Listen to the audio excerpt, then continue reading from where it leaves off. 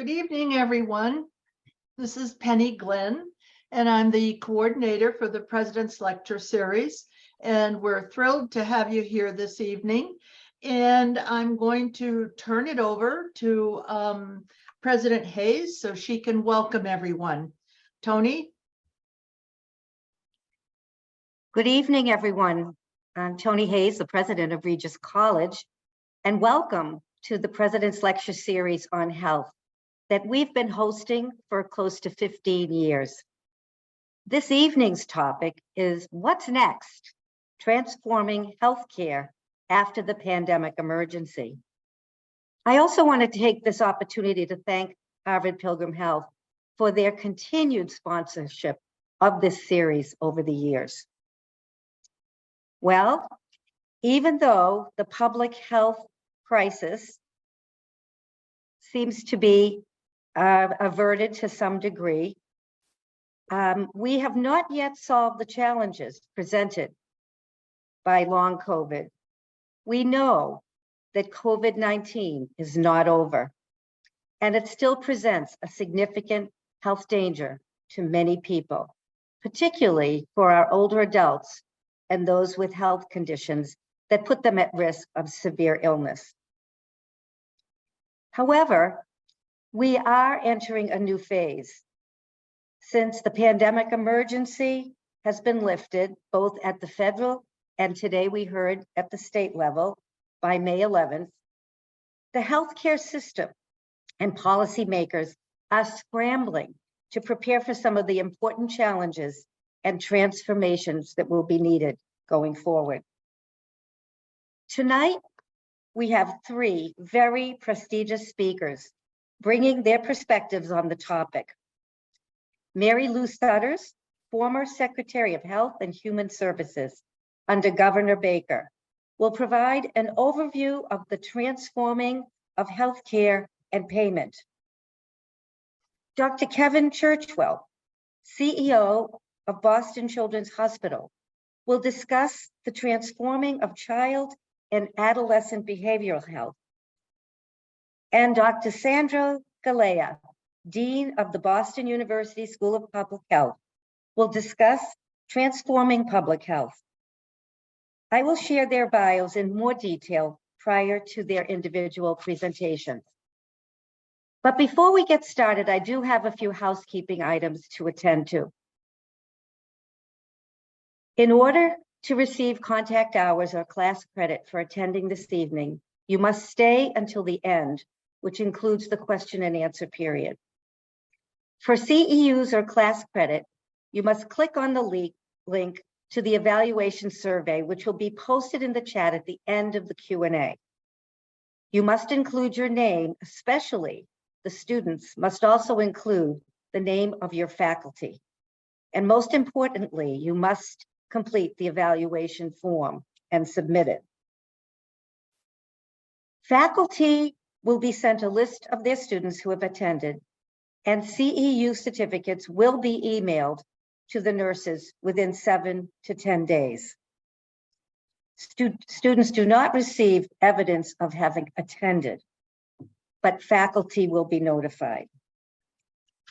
If you are not requesting contact hours or class credit, we hope you still will fill out the evaluation form because we really do listen to you and it helps us selecting future topics. Again, the evaluation will be posted in the chat at the end of the program. You might have noticed that all attendees have been muted, and we ask that you remain muted throughout with your video off. At any time during the program, you may submit questions directly to everyone in the chart. We will be doing things a little differently tonight and take some questions after each speaker, but most of your questions will be submitted and addressed at the end. During the next 10 minutes of the last 10 minutes of the Q&A, you may also ask questions in person by raising your hand. If you are called on, don't forget to unmute yourself. So now, let me introduce our first speaker. Our first speaker is Mary Lou Sudders, MSW, who served as Secretary of Health and Human Services from 2015 to 2023, plus led the state's COVID-19 pandemic response under Massachusetts Governor Charlie Baker. Under Baker, she provided executive oversight of 12 state agencies, including Mass Health, with a budget of more than $27 billion and 22,000 employees. Her accomplishments include overhauling the state's Medicaid program, negotiating a $2 billion Medicaid waiver with the federal government, and spearheading strategic initiatives in behavioral health, which included resolving 2 long-standing judicial consent decrees involving children's mental health and acquired brain injury. She also chaired the state's marketplace for health and dental insurance and served on the Commonwealth Health Policy Commission. Having done all this, she is now moving on to be a senior policy advisor at the law consulting and government relations firm Smith, Costello, and Crawford. According to the firm, she will use her background to help healthcare clients navigate a challenging operational and regulatory landscape. Mary Lou Sudders has been a highly impactful leader in both the public and private sectors. She holds a bachelor's degree with honors and a master's degree in social work from Boston University, and honorary doctorates from Boston University, the Massachusetts School of Professional Psychology, and Bridgewater State University. She is the recipient of numerous civic and professional honors and has been a highly impactful leader in both the public and private sectors. It is her breadth of knowledge in healthcare and payment that she brings to us tonight. Ms. Sudders, you have the floor. Good evening. Thank you, President Hayes, for your very generous introduction. Just means I've been around too long. And the leadership of the college and university presidents throughout the pandemic, commitment not just to the college's health and safety, but a commitment to the entire community. And before I start, and I will be brief, I also just want to give a shout out to the other 2 speakers this evening.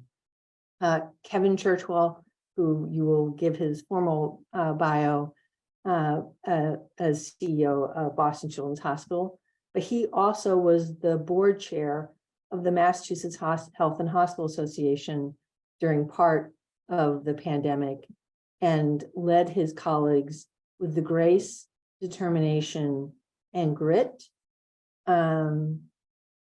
and commitment to the Commonwealth's health throughout that period, as well as navigating an extraordinarily difficult time as his staff have been in the hospital assaulted by individuals who are anti-health, and he may or may not talk about that. And also DeSandro Galeo, who's was very impactful throughout the pandemic. In a state of 7 million people, there are often 14 million public health experts, depending on the day. And Sandro really,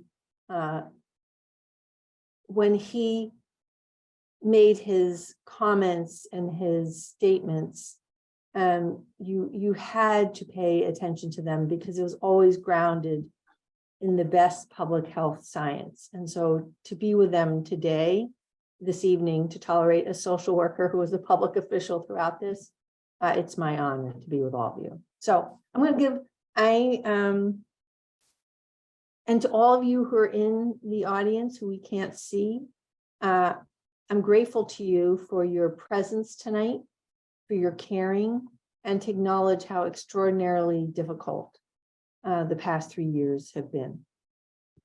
Before I touch upon the future, I am going to take us back just a little bit to a period that all of us wish never happened. It's only one slide because all of us were touched, many of us devastated by the past 3+ years. So What's next? Transforming healthcare after the pandemic emergency.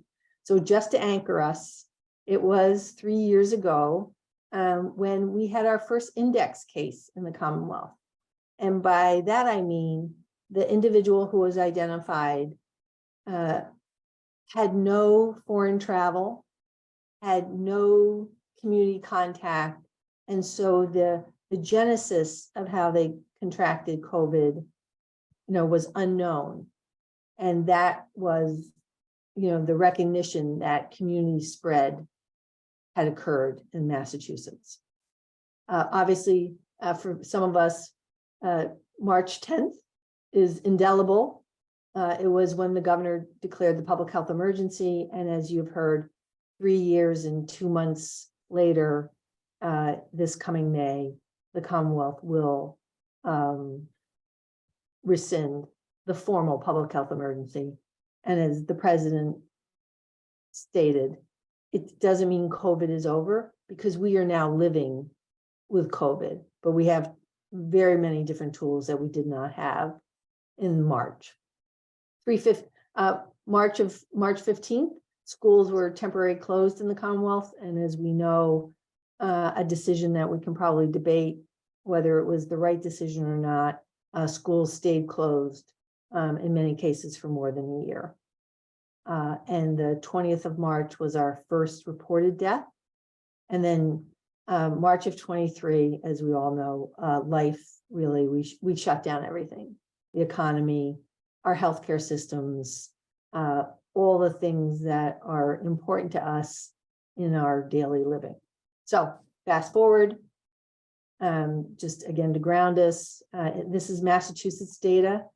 We've had somewhere, Massachusetts, we've had a little bit more than 22,000 deaths, more than 2 million reported cases in a state that's just under 7 million people, 458 hospitalizations currently, of which actually only about a third of the hospitalizations are people who are hospitalized for COVID, rather than were diagnosed with COVID after as part of their hospitalization. Nationally, more than 1 million people have died from COVID, and it's now the third leading cause of death in the United States. In our state, we have one of the highest rates of what the CDC defines as fully vaccinated individuals, which means the primary series. And I'm not here to gloat by any stretch of the imagination, because we have so much more work to do. Massachusetts was ranked by an independent entity as second in the United States in terms of our COVID response. Second to Hawaii. There's a lot of differences between us and Hawaii, including the fact that it's an island with slightly better weather than we have.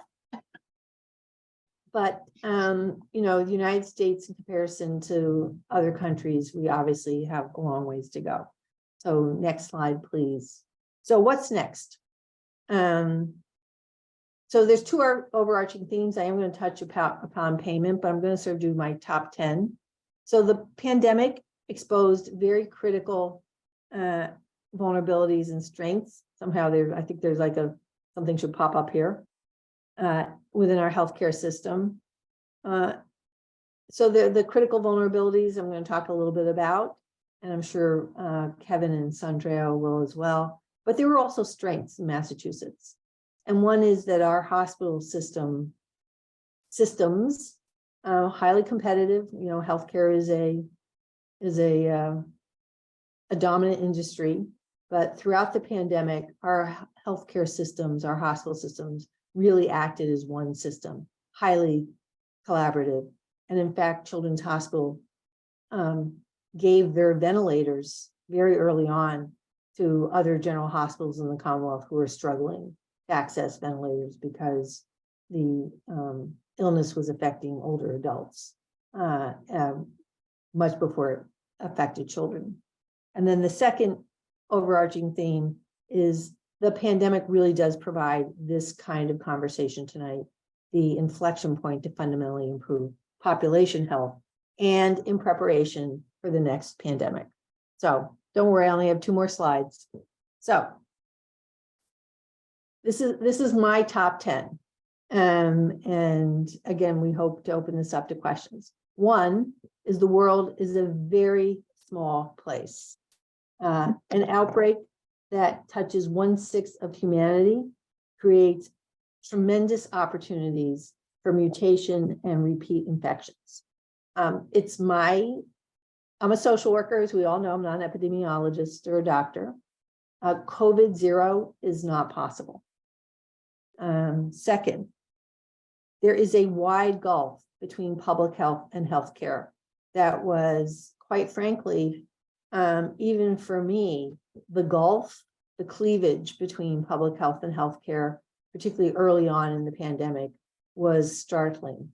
And we have an obligation, frankly, to really improve case finding, mitigating transmissions, and improving coordination in our data alike. The third is, as all of us know, persistent racial and ethnic disparities have been exposed. They existed, but they were completely exposed throughout this pandemic. The fourth is that behavioral health is insufficient to meet demand. And I do think that this, I've been in behavioral health my whole life.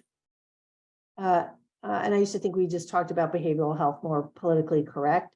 I do think the pandemic has really changed the understanding, because how many people were impacted by isolation, anxiety, depression, maybe not a clinical depression, but a situational depression and the like, as we work our way through this, and we will feel this for years to come. The fifth is the need for extraordinary robust data reporting. That really, part of it has to do with the gulf between healthcare and public health, but also we just did not have and needed to create and continue to evolve. The next is obviously the healthcare workforce, and when I talk about the opportunities, I'm going to talk about that and financing a fair amount. Our healthcare workforce were heroes, and when it became clear that the pandemic was not short in duration, there were individuals who were exhausted, burnt out, left the field, did not come into the field. Everywhere from technicians to our nurses to our doctors to social workers and everything in between. And we need to address that very fundamentally. The next is we need to focus on whole health and population health. And again, when I get to the opportunities in a second, I will talk more about that. But we need to really think beyond just symptom management and really think about what we need to do to have a healthy population in the United States. The next, no surprise, I think, for people, is public messaging is paramount to trust. And quite frankly, every time I hear the term bivalent vaccine, the hair goes up on the back of my neck, because talking to people outside of the public health and medical space, bivalent doesn't mean anything to us. Vaccines we understand, and public messaging really has taken a hit throughout this pandemic. And then the last two, you won't like the last one I give, but the next one is emergency preparedness is much more than just mobilizing the National Guard. It's really ensuring that we have a robust and stockpile, but that our stockpile really is more than just PPE. It really includes things like testing and testing apparatus and probably multi-state initiatives and the like. And then finally, and the good news is we're virtual, so you can't throw tomatoes at me, there will be another pandemic. This is not the time between 1918 and this pandemic will be much shorter than the next. So let me just briefly touch upon opportunities, because there are opportunities. And I will talk a little bit about payment reform as well. So the first one, and there's been actually some controversy this week about it, but I believe that we will embed telehealth throughout healthcare. It was a lifeline for many people, certainly on telebehavioral health. All the consumer surveys around it have been positive. There's a little noise right now about what insurance will and will not cover. We obviously need to ensure that people have the infrastructure to be able to use it and use it for what services. But there's no question that telehealth is a good tool for consumers and takes pressure of like figuring out public transportation, getting into cars, spending hours in a doctor's office, and the like. Is there a lot we need to work through this? Yes, but telehealth is part of our payment reform and consumer opportunity going forward. The next one is the workforce crisis. We're not going to just salary our way out of this. Yes, improving wages is important and working conditions, but we have to address housing, food security, and childcare access fundamentally if we want to improve the workforce crisis and population health. If we don't have affordable housing for our nursing and our technology, our technicians and the like, just paying more is not going to be enough. So when we think about both population health and our workforce crisis, it needs to be more than salaries for our workforce and just providing treatment for individuals, but really addressing fundamentally social determinants of health. And we are doing that, in fact, in the Medicaid program in the Commonwealth, which now serves about 1 in 3 residents, of really trying to address housing and food insecurity in particular. The third is providing culturally relevant, ongoing emotional support to our healthcare workers. We all remember the days when, right, healthcare were our heroes. Healthcare workers should be our heroes every day. But fundamentally, we need to provide that support for individuals for when they feel they need that support, not just a one and done. I'm sure some of this is intuitive to all of you.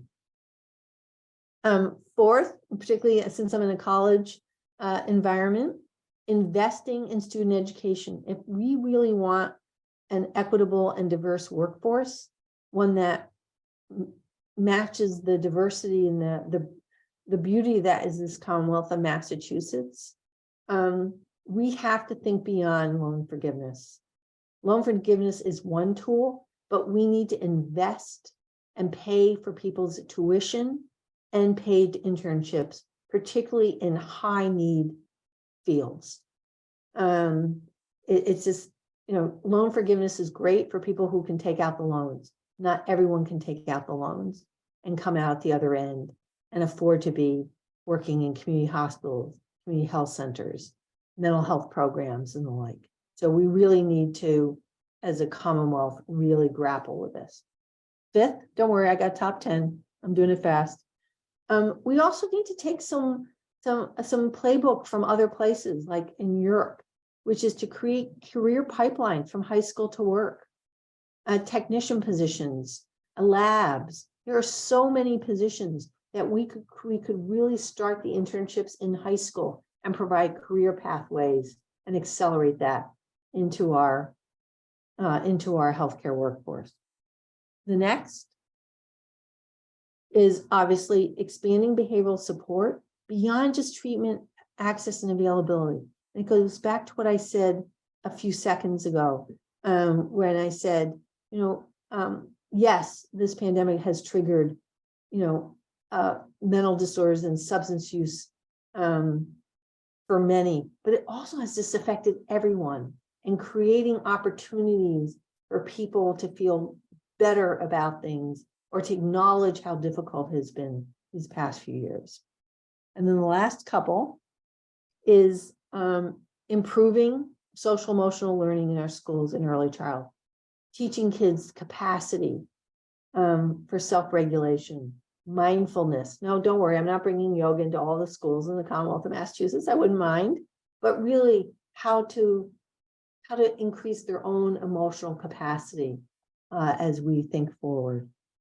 And then finally, implementing payment reform, which is, I think the school really wanted me to talk about, which is really breaking through fee-for-service once and for all and building upon team-based care models. There's some good examples in the Commonwealth, both with the behavioral health roadmap, where we're paying basically day rates, episodic rates, as opposed to fee-for-service 15 minutes, as well as in the Mass Health Medicaid waiver. And quite frankly, if you can do it in a public insurance program, we can absolutely replicate this across other payers. And then the last two really have nothing to do with payment reform. It is really rebuilding trust in science and government. I don't really think I need to say more about that. But by trusting in science, and then finally, restoring civility in our public discourse. And I would really be remiss if I didn't say that.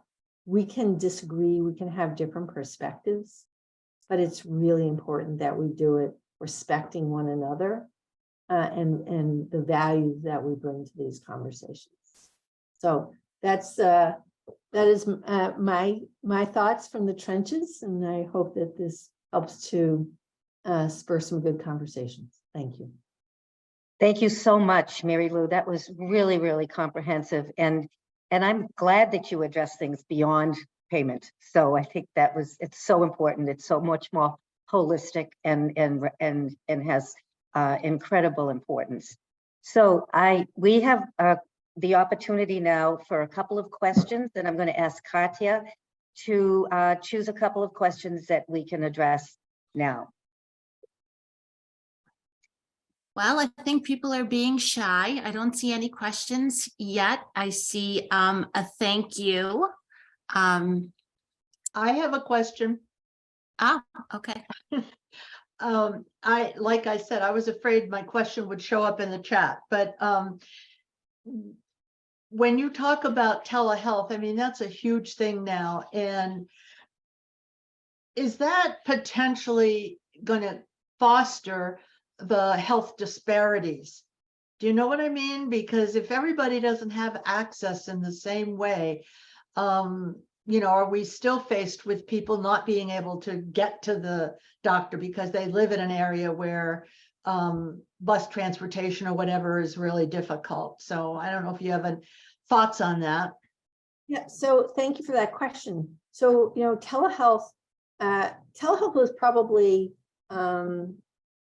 created in the Commonwealth, and we were actually a pretty slow adopter before the pandemic. And then obviously when the pandemic hit, it was one of the 78 public health orders that we literally like flipped on a dime and did a couple of things. One was, and it was controversial, but basically we required payment for telehealth visits to be the same as in-person visits, because we wanted to say to people, we wanted to message, it's not a lesser service, right? It is different, but it's not lesser. So part of it was trying to convey that kind of message to the public.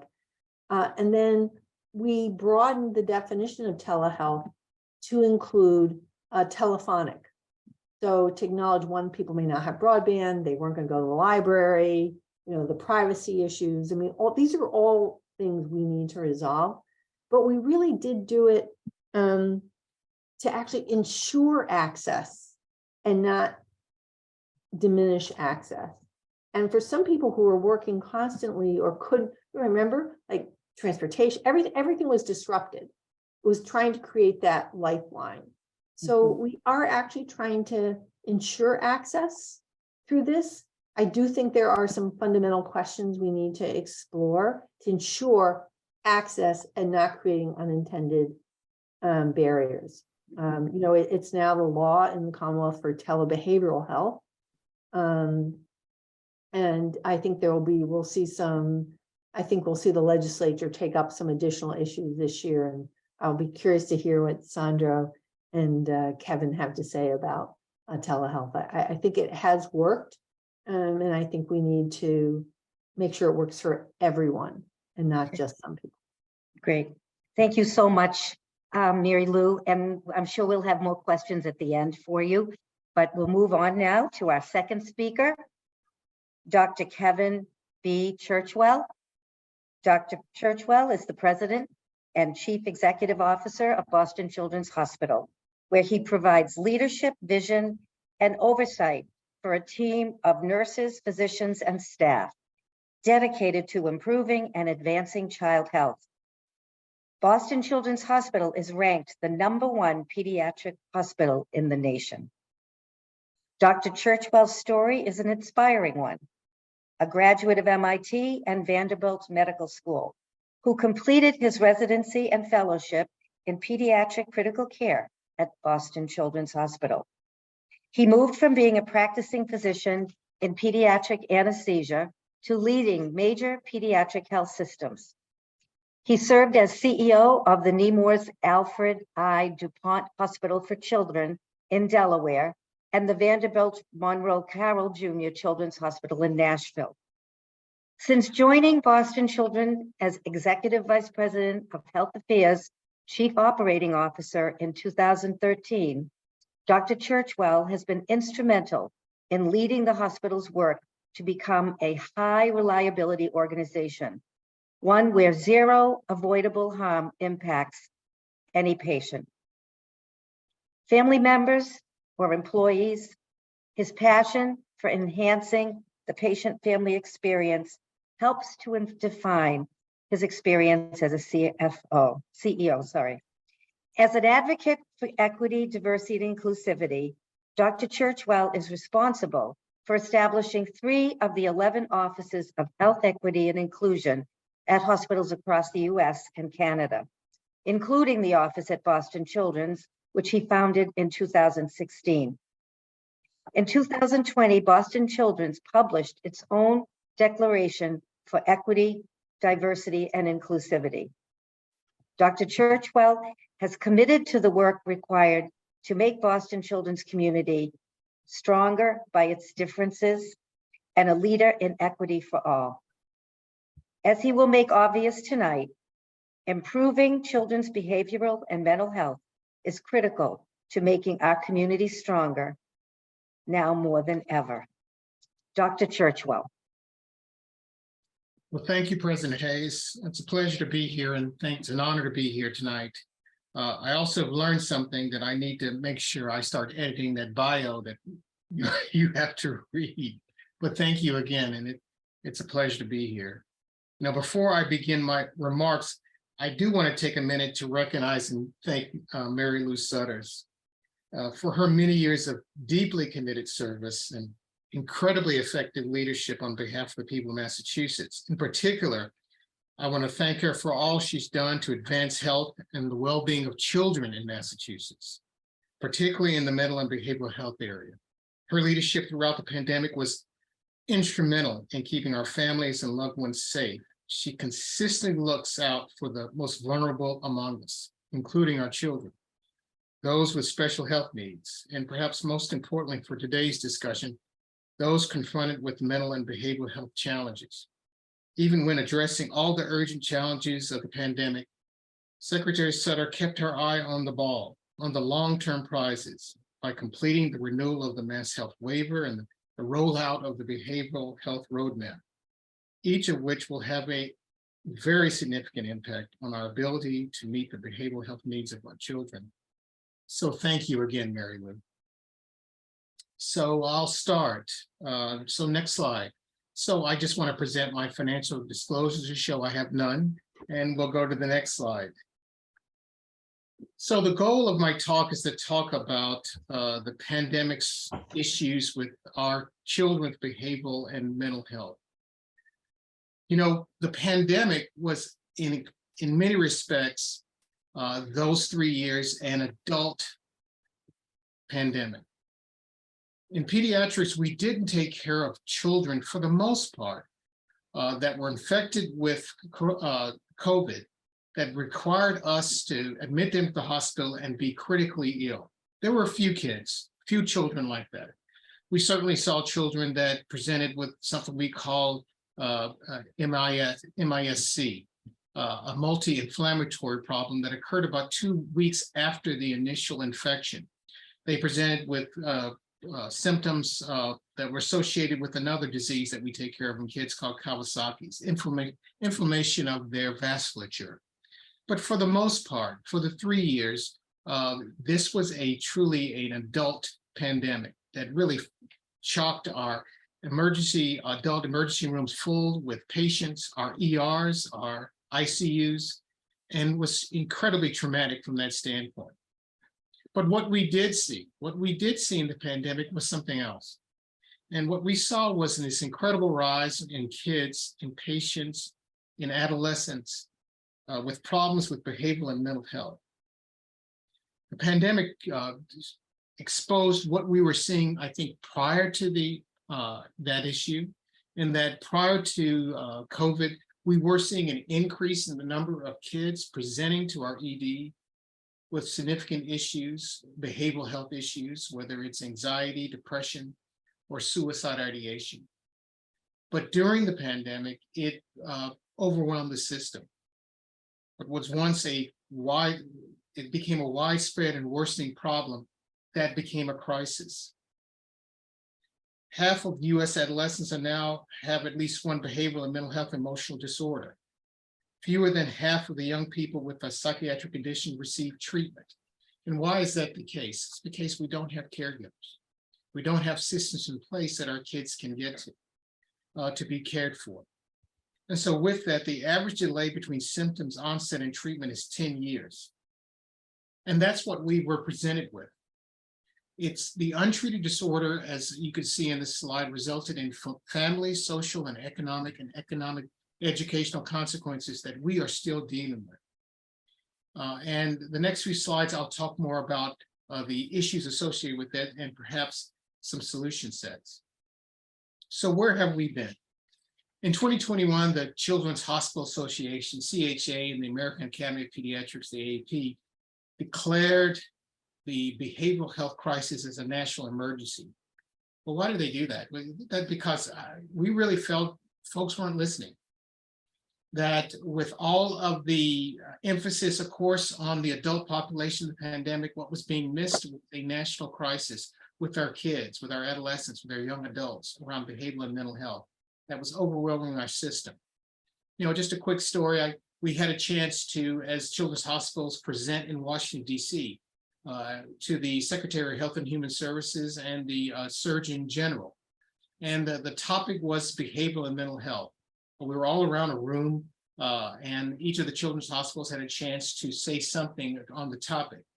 But as the hour presented itself, it became a thank you, Secretary, for being here, and it's a pleasure kind of conversation. And I felt at the time that we were missing a moment. And so when my time came, I said, you know, I'm going to skip the thank yous and just to let you know that this is a national crisis. That if we don't do something to help our kids, something along the idea of maybe creating a Marshall Plan that really concentrated on doing something for our kids in this environment, we could potentially lose a generation of children to these issues. So what are the factors that have contributed to this? Over the years, a number of factors have, we believe, converged to create this crisis. One, a poor understanding of the underlying causes. You know, the causes are what social in nature in terms of what our kids are experiencing from a social media standpoint and just society in general. But also our kids are experiencing the growth in adolescence and what that really means. I call it that they were exposed to not going to school, then going to school, being masked and not being masked, having no activity, then activities, and how do they really respond to that? So there are a lot of underlying causes. It's also a lack of the societal awareness of the magnitude and severity of the problem that we're facing. We did not respond, and I don't think we've truly responded to the problem. And as I mentioned, a failure to prioritize behavioral health due to the stigma associated with that. And then the workforce shortages. Many children, many kids, adolescents with these problems, who's there to help them?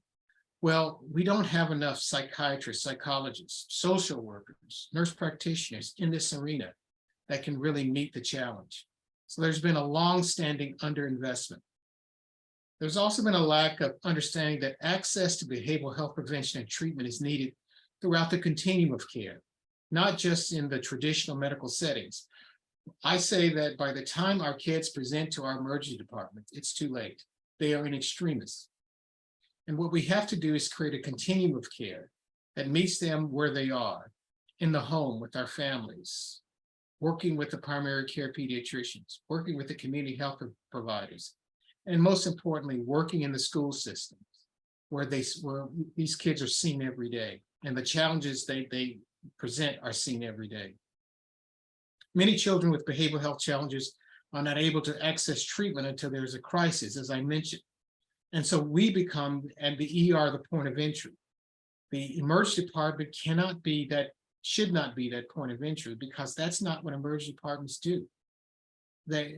Emergency departments are here for the acute illness.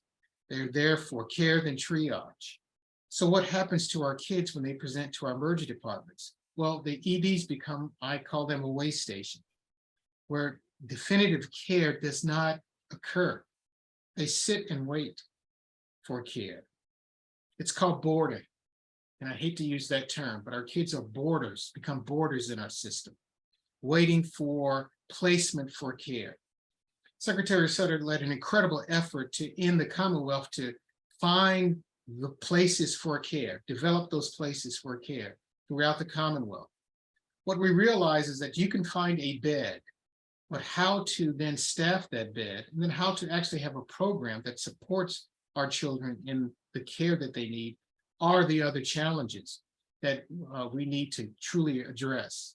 Just to give you a sense of the challenge, prior to COVID at Boston Children's, when we would see 5 to 10 children presenting to our emergency department with behavioral and mental health challenges, we felt that was a crisis. We felt that that had to be addressed, that we did not have the workforce to deal with that. So that's 5 to 10 boarders to find support. At the peak of the crisis, and that's last May of last year, we were seeing 90 at a time, 90 per day. And we're still seeing upwards of 30 to 40 children per day boarding in our EDs with these issues. Statewide, at the end of February, there were 147 children boarding in hospitals throughout the state. And the question is, what should that number be? Well, I believe that number should be 0, but at least be less than 5. So you can imagine 147 kids waiting for placement. There's been situations where kids have waited a year for placement in some of our hospitals. So next slide, please. Also, I want to stress that part of this crisis has truly affected the workforce, particularly our nurses. I know there are a good number of nurses in the audience this evening, and nurses have been at the front lines of this behavioral health crisis. Every day, nurses experience and manage the real life impact of the crisis. And with that, there's been a sharp rise in behavioral health patients, that volume and acuity that they have to deal with. With that, there's been a significant increase in staff-directed aggression. With that aggression and extended border times, the stress on our nurses has just been phenomenal. You know, I was at a meeting recently where one of our nurses just responded to a question, and the question was, "How are you feeling? How is your arm?" And I was curious, why was it asked how her arm was? And it turns out her arm was broken. An arm was broken by a patient, by a child with behavioral health issues. This nurse never had to experience that before. I've been working with us for 30 years. But that's what's changed in this environment due to what we're seeing. You know, across the country, this is happening. And our colleagues in other pediatric hospitals have been dealing with this, and they've been dealing with this aggressively as we have.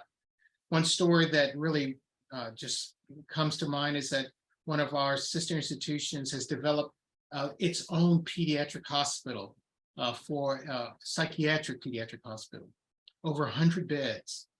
They fill those beds with kids and have provided and worked to provide services. But there's just been a change in the services that need to be provided. An example that was given was that a patient became so aggressive to nursing and uncontrollable that the hospital had to call the police to come to the hospital. The police arrived and had to taser the patient. And in doing that, created an environment where the hospital itself has to recover from that type of episode. So this is what our nurses and our workers and our caregivers are dealing with in terms of this crisis. Next slide.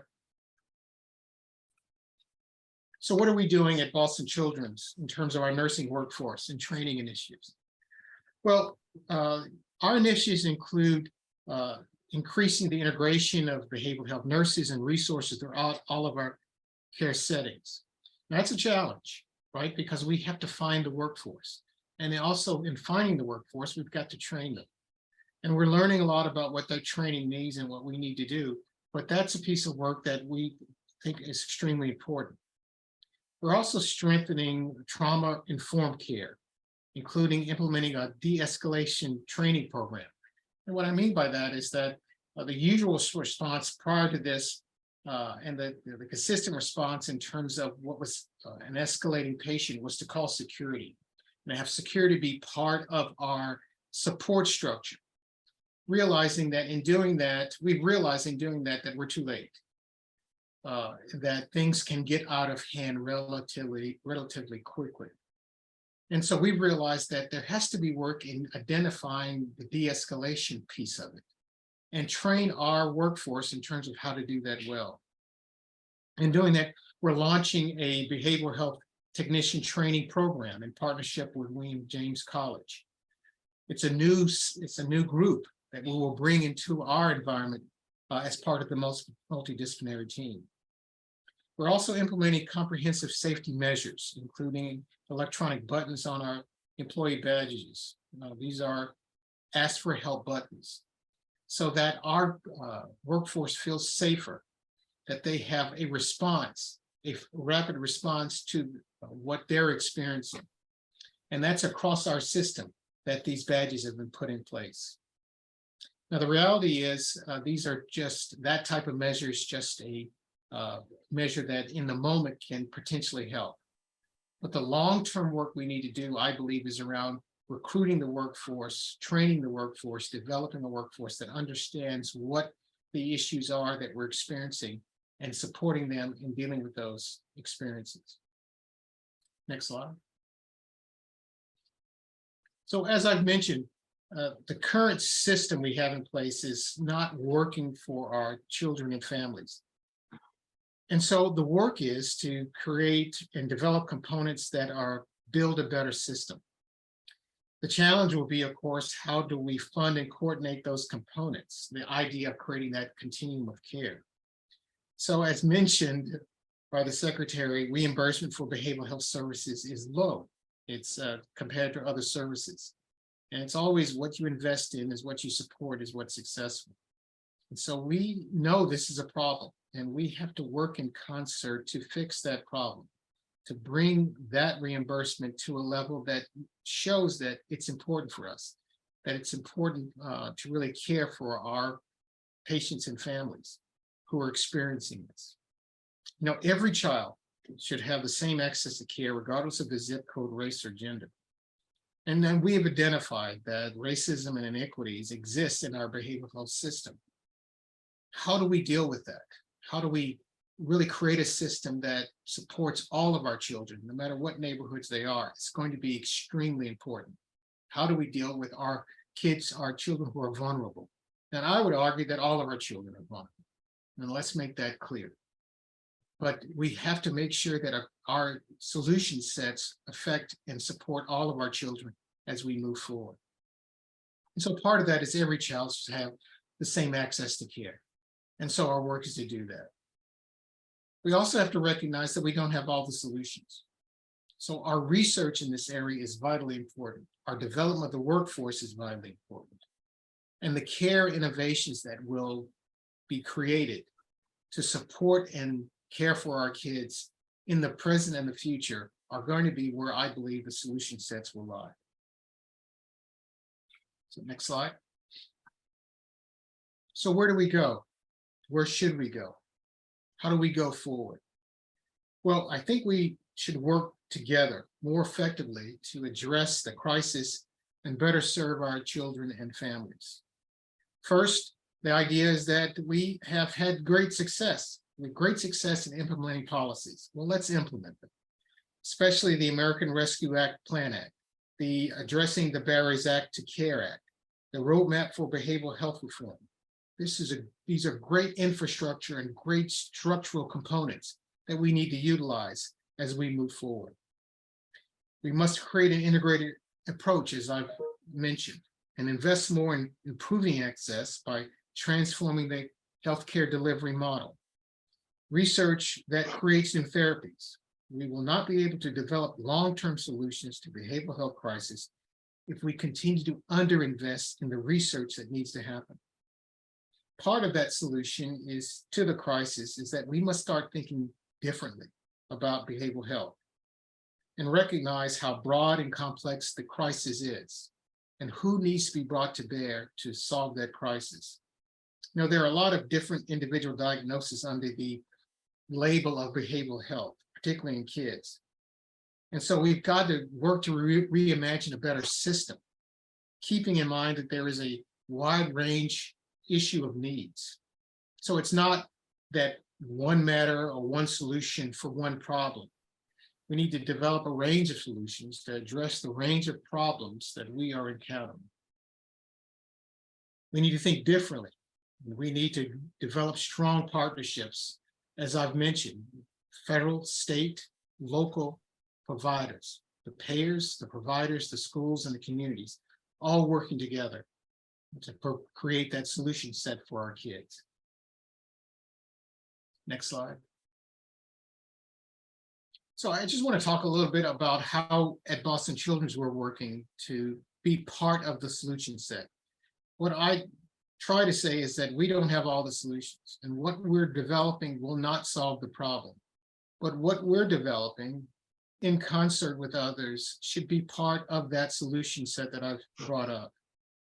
And so what you see in this slide is a work that we're doing with Franciscan Children's Hospital in the work in an affiliation to create a more effective solution of integrated care, serving our children, families, and communities.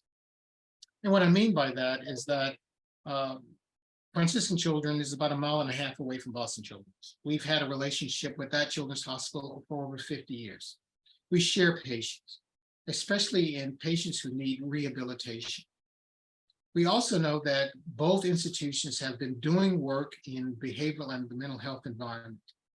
And the story is that I found out that Franciscan Children's was actually going to build a new building to house their behavioral health kids. So I picked up the phone and called their leadership to say, hey, could we add more floors to their building? Knowing that we did not have enough space, having that was a significant problem in terms of the inpatient care, the boarding crisis that I've mentioned. Well, that conversation didn't really go anywhere because there are a lot of issues in terms of 2 separate institutions doing something like that. But it really brought the question in my mind to the president, but what could we do? What should we do? And so I called back. And in calling back, I presented the idea that let's be bold. Let's take the opportunity to think about how we should solve this problem together by creating not just a building, but a campus for our kids with behavioral and mental health and rehabilitation issues. So this conversation took about a year to develop. 2 different institutions, 2 boards, 2 views of what they were doing and how do you bring them together? Well, we were able to do that. And so next slide. And in doing that, we've decided here's what we're going to do together. We're going to increase access. And when I talk about access, I talk about access from an inpatient standpoint, the need to reduce the bordering crisis, knowing that that's not the full solution set, but that's a component that we need to do by building a campus that has that facility. Also by expanding a campus that expands the opportunity for education and training. Right now, the training occurs for the next generation of caregivers in this space, whether it's psychiatrists, psychologists, nurses, social workers, nurse practitioners. It's diffuse. It's here, there, and everywhere.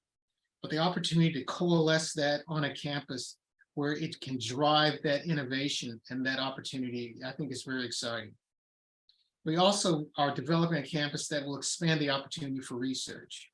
You know, what we're doing today for our kids is what we've been doing for the past 30 years in terms of behavioral health modification or drug therapy. And so there's truly an opportunity to move that forward in a campus that modernizes what Franciscans has been doing for the past 50 years. And our investment and our affiliation as Boston Children of that is very exciting. And we're looking forward to that being part of the solution set.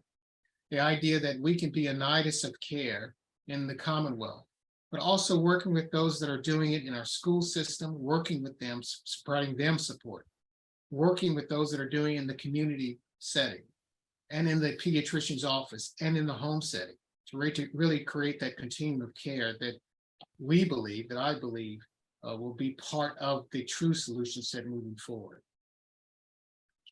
So I think I have one more slide. Next slide. So just to close, how to build this better future. So over the past 3 years, we have faced an enormous behavioral health challenge, and I think we've made significant progress in meeting that challenge, but there's still a lot to do. The crisis demands that going forward, we operate in a more integrated and coordinated way. We must harness our collective experience, expertise, and commitment to address not only the current crisis, but also the longstanding systemic issues that are rooted in the lack of understanding and support in our neighborhoods. We must invest more in promotion, prevention, and treatment and research. That sustained investment, I believe, will make the true difference. So we have an opportunity to make a significant positive change. And so the goal is not to miss it. I'm confident we can do that, and we will do that, and we must do that to drive that improvement, to help build that better system, and most importantly, a better future for our children and families. So I look forward to working with you in the present and the future to make that future a reality. So I'll stop there. Thank you for the opportunity. Thank you so much, Dr. Churchwell. That was really, again, very comprehensive and certainly very exciting to hear about the partnerships. And I knew many of the nurses that worked at Children's who really did struggle when they were faced with so many children with mental health issues. You are right on, and to hear the work that you're doing to support the providers, the frontline nurses, is very heartwarming, and I thank you for that. Do we have any questions, Katya? No questions right now. I do have a comment that someone thinks that the system of care needs to be expanded across the state. So it was more a statement. That's it at the moment.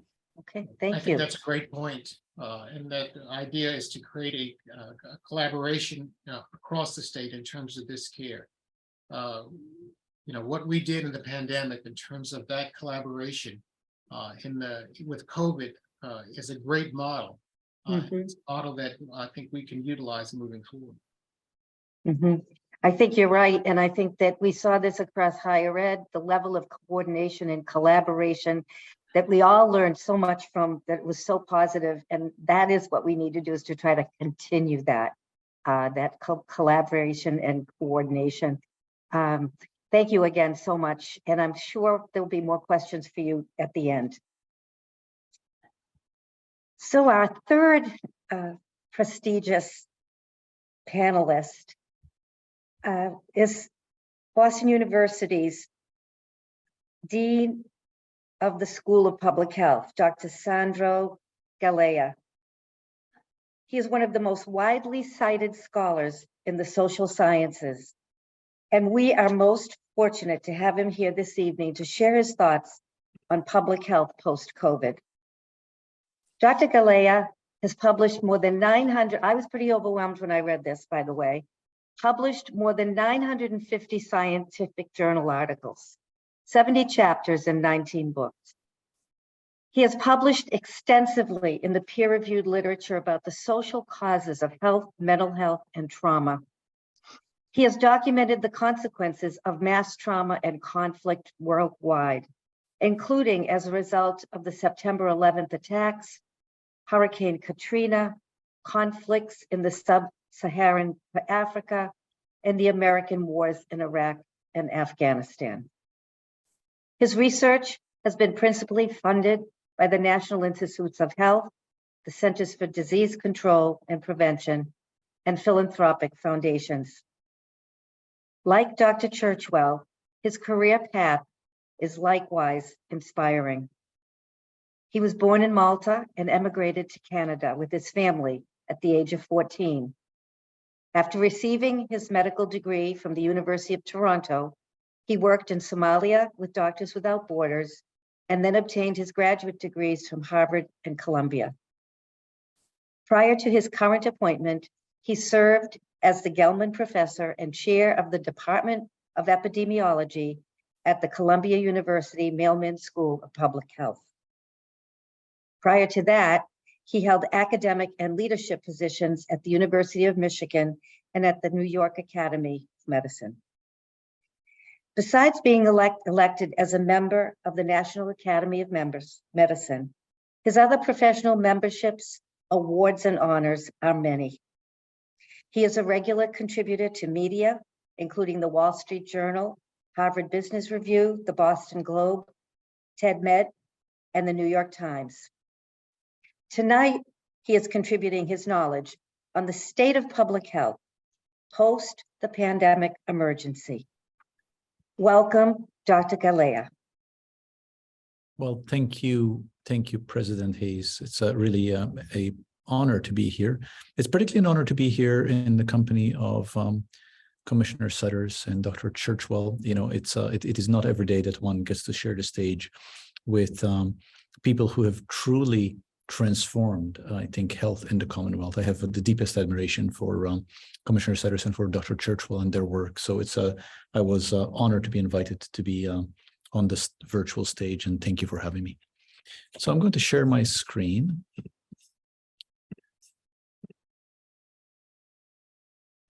Let's make sure that that works. Excellent. So I was asked to tackle how the pandemic has changed public health. And I realize I'm the third speaker in a row, but to address that question, I thought I would go back to the beginning and actually just show a couple of slides on this, which is why should the pandemic change public health? And I think it's important to remember the key elements of what the pandemic has done. I mean, we're the third year now, and I think as Mary Lou Sutters said, we're exiting from the pandemic part to just learning to live with COVID. I think it's important to recognize that COVID resulted in a drop in life expectancy, like you see here, of about essentially setting us back as a world, this is a world, about 10 years. And it is unprecedented, really, for the world to go back in life expectancy for 10 years. Like it's essentially like never happened in the history of us measuring life expectancy. And of course, equally importantly, is that that drop has not been evenly shared. This is in the US, looking at life expectancy. The black line in the middle is you see drop of about 2.5 years in overall life expectancy in the US. But among Native Americans, for example, the drop is about 6 years, which is an extraordinary drop in life expectancy. For those who don't traffic in life expectancies on a regular basis, we have had drops in life expectancy in the past 100 years. Usually they're of the scale of 0.1, 0.2, 0.3 years. So 6 years is really sort of beyond imagining. Had you told me, as someone who spends all their time thinking about public health, in 2019, there's going to be something that's going to result in a drop in life expectancy among a particular group of 6 years, I would have said, oh my God, this is just an extraordinary emergency. And that's really what COVID has been.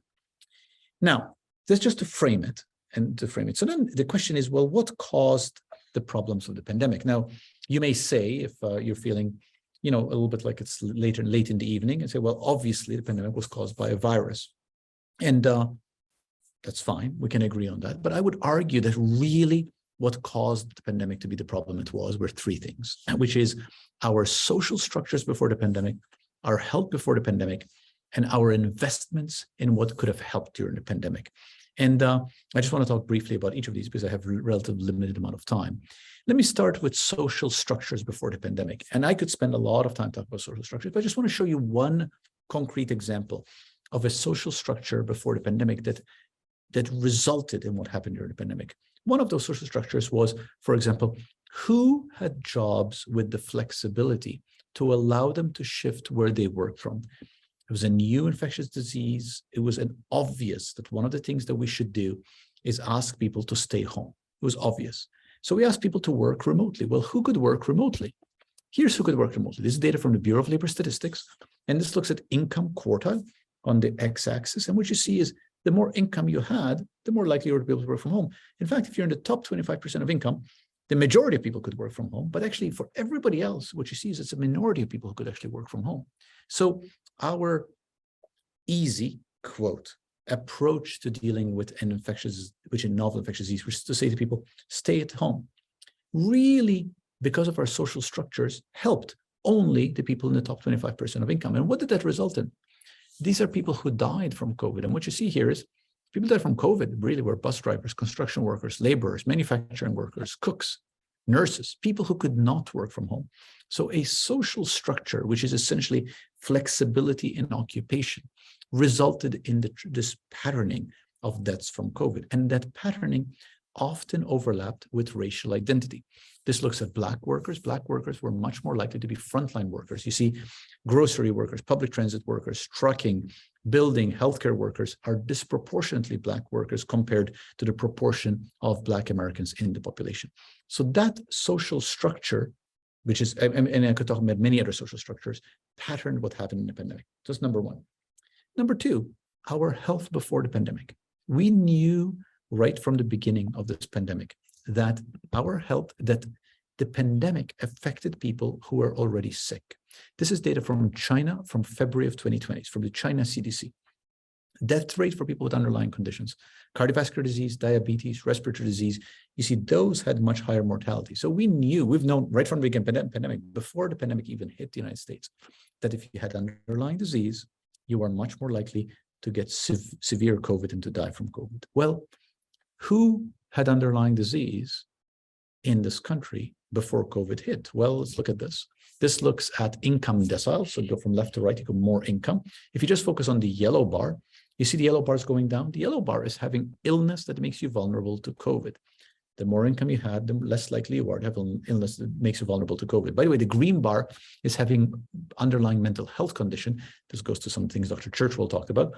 And the more income you had, you also had less likely to have underlying mental health condition. I'm not going to talk about mental health in my talk, but that could be subject of another presentation.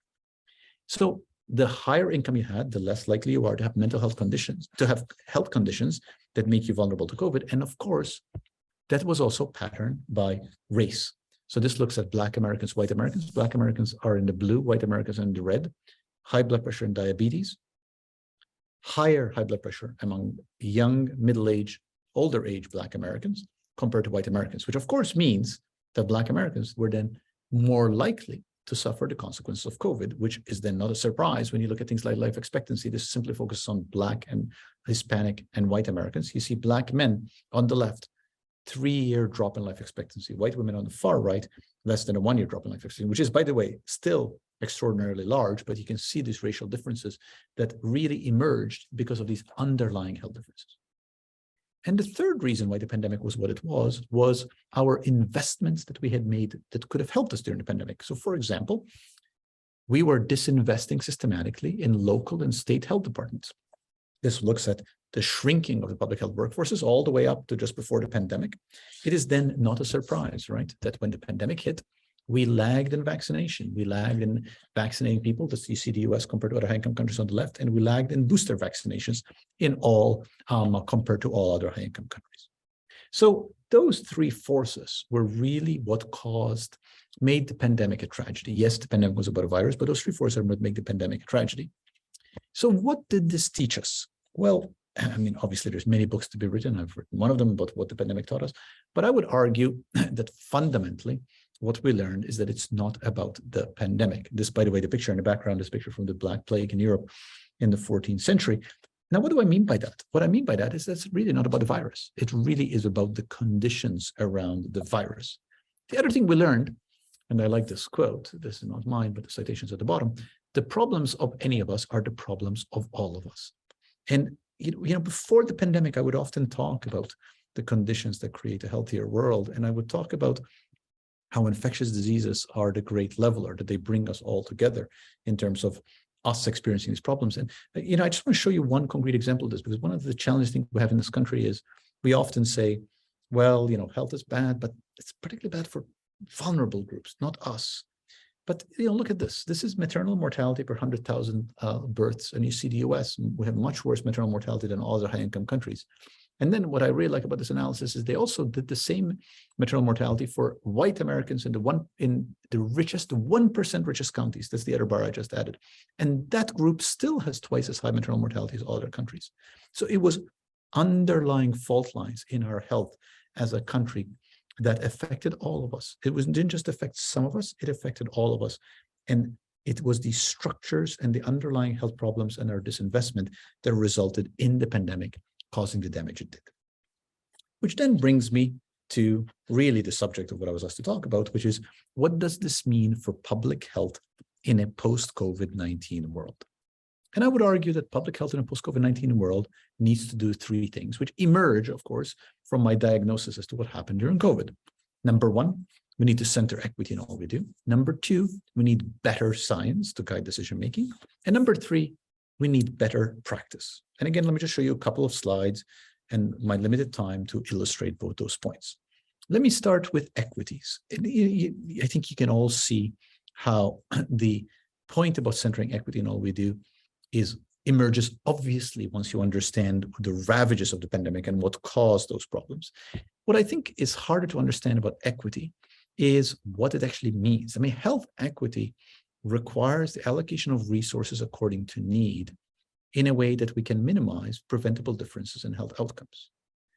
That statement, which I suspect in a group like this, by the way, it's from a paper that we have in press, our team, I suspect in a group like this, everybody's going to say, yes, that's right. But it is a more difficult statement than the words might suggest, because we are so far from that reality. I'll show you a couple of examples to illustrate that. This is income in this country. Income in this country has grown for the richest 20% over the past 40 years. Essentially has stayed the same for the poorest 80%. Just to state that again, for 4 out of 5 Americans, income, broadly speaking, hasn't gone up in 40 years. That, of course, is creating tremendous health inequities. I'll show you one other slide. This looks at opportunity at neighborhood opportunity level. The very low to very high represent opportunity, a neighborhood in which you're born, and on the y-axis is life expectancy. Children born in very low opportunity neighborhoods have a 6-year less life expectancy than children born in very high opportunity neighborhoods. That, of course, right, is entirely a lottery of birth. These are children just born in different neighborhoods with a 6-year gap in life expectancy. That bespeaks the tremendous inequity in resources that pattern our health in this country. There's, of course, then pattern when a pandemic hits, the consequences of that pandemic. We talk quite a bit correctly about the black-white differences in health in this country as a marker of many other things. But, I just want to show you this one slide. If you just focus on the bottom right panel, this is life expectancy at birth. The light blue line is white Americans. The purple line is black Americans. You see, white Americans have over time had consistently higher life expectancy at birth compared to black Americans. That's not a surprise, you'd know that, and I've already spoken about that. But the other panels look at unemployment, share of people who complete college, household income, home ownership rate, incarceration, all of which white Americans have better markers than black Americans. With that in mind, it would be actually a surprise if we did not have such a life expectancy gap between white Americans and black Americans. In fact, the white expectancy gap is entirely unexpected given these other social structures. So has to be canonical to the work of all of us in health, has to be canonical to the work of all of us in public health, to keep these things in mind going forward, front and center in a better public health post-COVID. That's number one. Number two, we need better science. One of my, and I have many sorrows about how public health intersected with the pandemic, which I'm happy to talk about in the Q&A. But one of my real sorrows is the easy trope that many leaned on around following the science. Follow the science is an unfortunate reduction that really does not reflect the complexity of the world we live in. Science is not a slot machine that sort of spits out an answer that says you as a society should do X.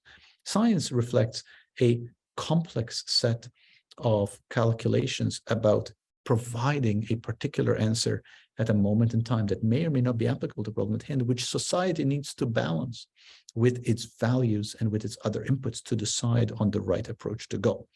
So we need better science. And it's been one of the good things about being in a post-pandemic moment. People are beginning to write about this. This is from Parkhurst, who wrote really, I think, really nicely about the science. We need to make sure we have science that is at the intersection of dealing with the policy concern of the moment, evidence that actually is relevant to the policy concern in a particular context. A lot of the broad brush debates that you saw in the public media, things about masking, things about, quote, lockdowns, they were so contentious because they were based on, they were all cherry picking pieces of science to make particular polemical points rather than, and science was not able to keep up and to provide evidence that was applicable to the context and that particular policy concern. So I do think that we need better science. And I think those of us who are in the academic public health space, whose job it is to generate science, need to be responsive to and responsibly thinking about this. And then the third part is I do think we need better public health practice. There is no question that public health fell apart in terms of elements, things like communication, and leftist White House press briefing, right to CDC. And I think it's very easy to point fingers. And I think it's much harder to actually take a really deep look about what does it mean to communicate in time of crisis? What does it mean to communicate uncertainty? If I had more time, I would talk about communicating uncertainty and what that means, and having the courage to communicate uncertainty rather than having the giving false assurance that eventually comes back to haunt us. And then part of practice, and this is something that Mary Lou Sudders spoke about. As actually when I was listening to Mary Lou's talk, I was reflecting on how many similarities there were between her thoughts and mine, and we didn't compare notes before, is this notion of trust, that fundamentally better public health practice is going to result in trust that was sorely lacking. And trust requires technical capacity, people believing that we know what we're doing, political will and bridging partisan divides, but also engaging communities. And we frankly failed in the context of COVID on convincing people of technical capacity, on bridging political divides, and on engaging communities. It is then no wonder that our trust failed. I have 2 minutes left in my allotted time, so I want to just close with a metaphor in terms of how I see public health going forward. So my charge was to think about and to conceive of public health in context of post-pandemic. And I'm going to use a sports metaphor just because now it's getting late in the evening, and might as well sort of end on a high note. And I want to talk about the only sport you heard my bio from President Hayes. I was raised in Malta, which is a country between North Africa and Southern Europe. So I actually grew up on one sport along, soccer. And I sort of joke sometimes that I drifted to this country and immigrated to this country because this country has the world's best soccer team, which is the U.S. Women's National Soccer Team. There's a picture of the U.S. Women's National Soccer Team. And the reason I'm showing this is to use soccer as a metaphor for, I think, how we need to move forward as public health. The way soccer is played is you have 11 players. 10 of them, those are the women wearing white, can only use their feet. One of them, that's the one wearing black, she can use her arms, her legs, her whole body to stop the ball from going to the net. And if you don't know soccer, you think, well, if you have the world's best goalie, you're never going to lose a game because she'll be able to keep the ball out of the net every time. But it's not true. Because the world's best goalie knows that the net is very big. If the ball comes at her fast enough, somebody's going to score on her. In order to win at soccer, you actually need the other 10 players to move the ball upfield. Now, why am I saying this? The the goalie in this context are the tools and the treatments we use to deal with the virus. They are the vaccines. They are treatments. These are important, but by themselves, they are insufficient. In order for us to have a healthier public, we need to address the fundamental challenges. We need to have better science. We need to have better practice. We need to have equity at the center. We need to fix underlying social structures. We need to fix our disinvestment in public health. We need to fix our underlying poor health. Those are the other 10 players on the team, and that is what is needed for us to have a better public health post-pandemic. It's really wonderful to be here. Thank you very much for having me. Thank you so much, Dr. Galea. Really very interesting to hear more about the social determinants of health. I think all three of the speakers have brought that up. And one of the things that I thought about is it brought forward, the pandemic brought forward without a doubt, all of our vulnerabilities, racism, but also ageism. And we don't talk a lot about that, but if we think about it, it's not just because you were older, it was likely where you were located. That may or may not have been a racial issue, but more an aging issue. The last people to receive PPEs, the last places to receive the services, the staff, all kinds of things. So I guess I feel that that's also an important thing to recognize is just the whole reality of ageism, not just racism, from a social perspective. Yeah, even if I may, President Hayes, just to add, just give that some numbers. So about 1 million, a bit more than 1 million, 1.1 million Americans died in the pandemic. But just to put numbers to that, that million is divided into 250,000. 250,000 was under age 65, 250 between 65 and 75, 250 between 75 and 85, and 250 over 85. So that shows the extent to which the pandemic was really a problem of people, like that people over 65 faced, and that we as a society were not able to pivot to protect people over 65 is really, I think, our shortcoming. And you know what's frustrating about that, of course, is that we knew this, because I mean the pandemic hit us in March, and we sort of had these data from China to begin with, and there are many reasons for that. I would argue that they fall along the lines of sort of the failures I talked about, so that we had social structures that inhibited us from dealing with. We already had underlying very poor health for people in the over 65 age group, and we had disinvested in our capacity to respond in a way that was responsive to the real need. Mm-hmm.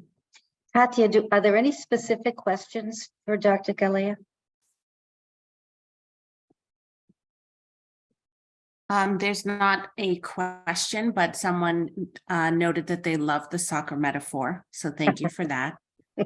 There were some other questions for some of the other speakers. I don't know if you want to open it up to everybody at this time.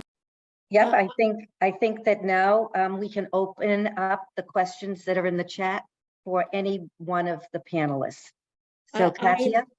Oh, yeah. Hi, this is Marianne Hart. I'm going to try to rephrase a question that I saw, and it has to do with telehealth. It's a controversy has emerged around the DEA requiring in-person visits in order to prescribe certain scheduled drugs.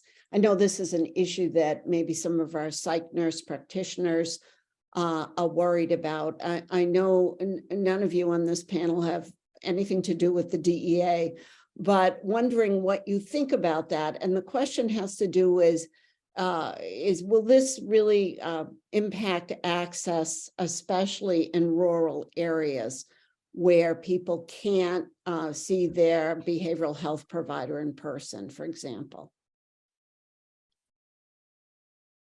I think it's really a requirement that you have to see a person maybe once a year. I'm not totally familiar with it, but I have heard that it has come up among some of our behavioral health providers. So it's a question that anybody on this panel, if you have any thoughts about that. Mary Lou?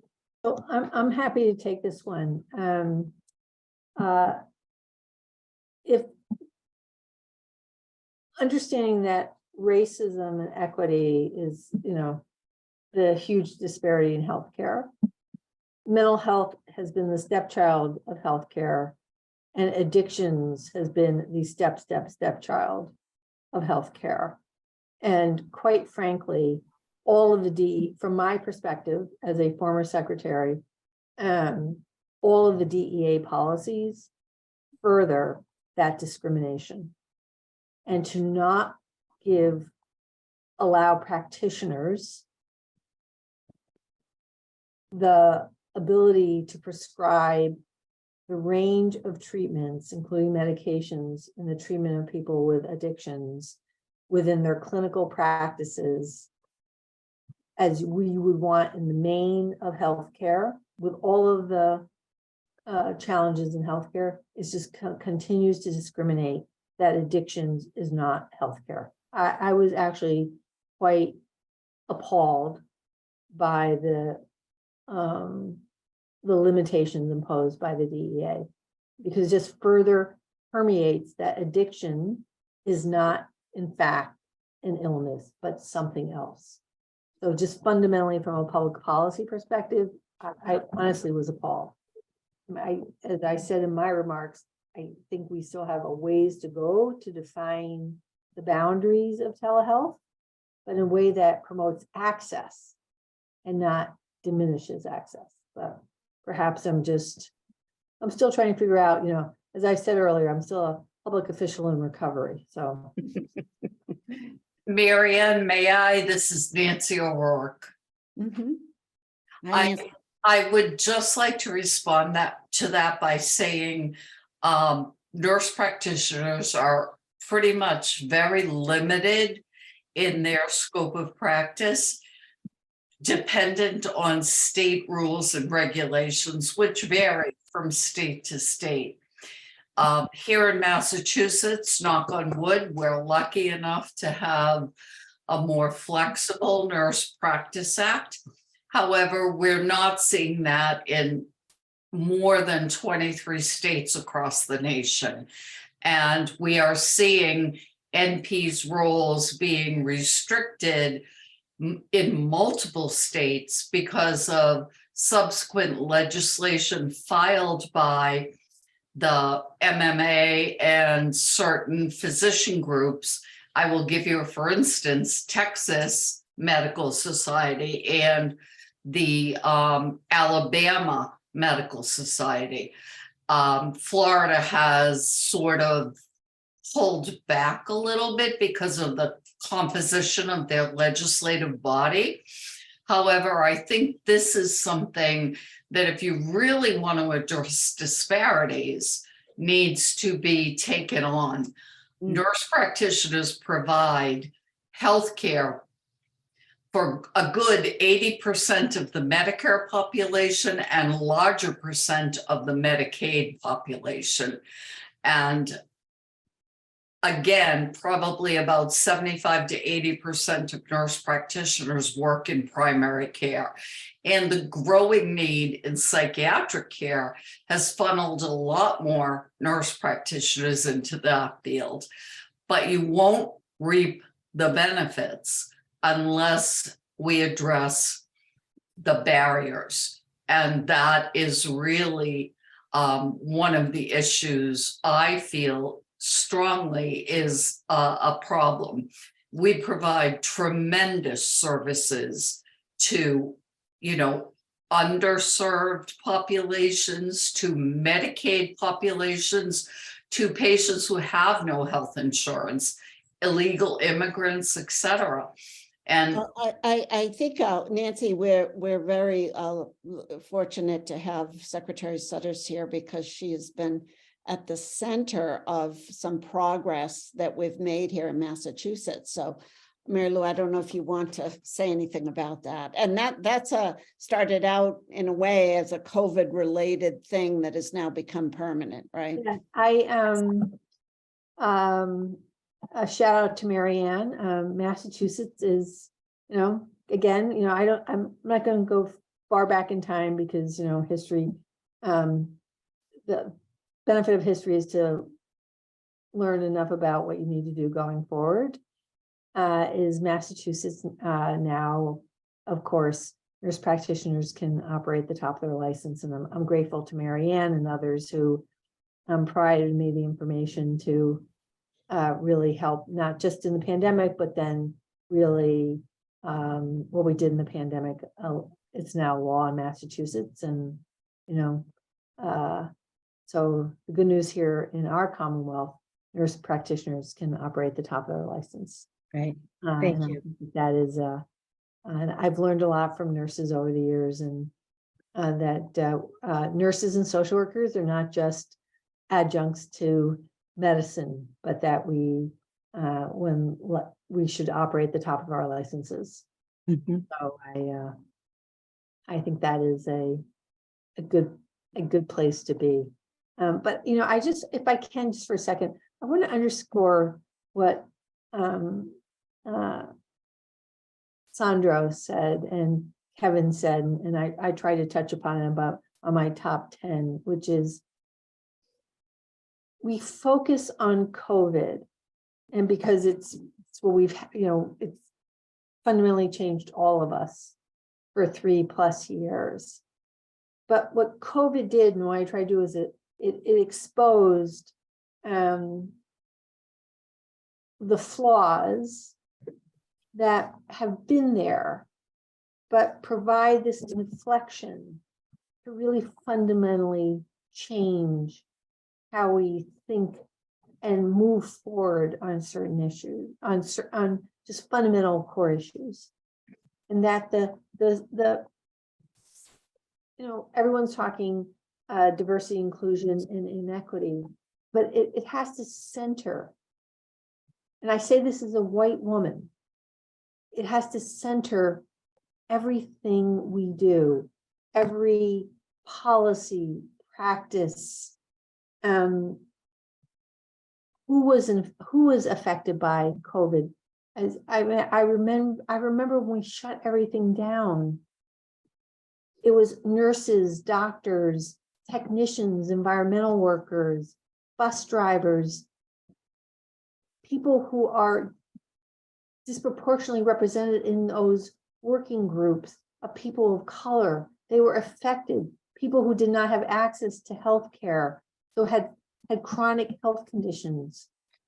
And yes, while more people have died who are elderly, it's just fundamentally affected people of color in our United States. And that is why equity has to be centered. I mean, Sandra talks about it much more eloquently than I do, in everything we do. And believe it or not, during COVID, and Kevin will remember this,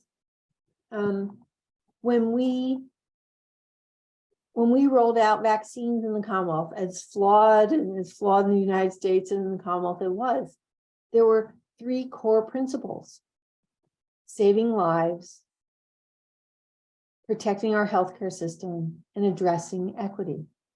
And so when we defined healthcare workers, and trust me, I was in state police protection for quite a long time. When we defined healthcare workers, it was broad. It was everyone who worked in healthcare, not only doctors and nurses and social workers, but it was broad, because those were everyone who was affected. And I remember the vitriol I received, like, you're protecting a technician over my, fill in the blank. But that is why equity has to be going forward fundamental to everything we do in healthcare and our social determinants. And again, I know but it's fundamental to what we do. Yes, Sandra? Let me add to that, if I may.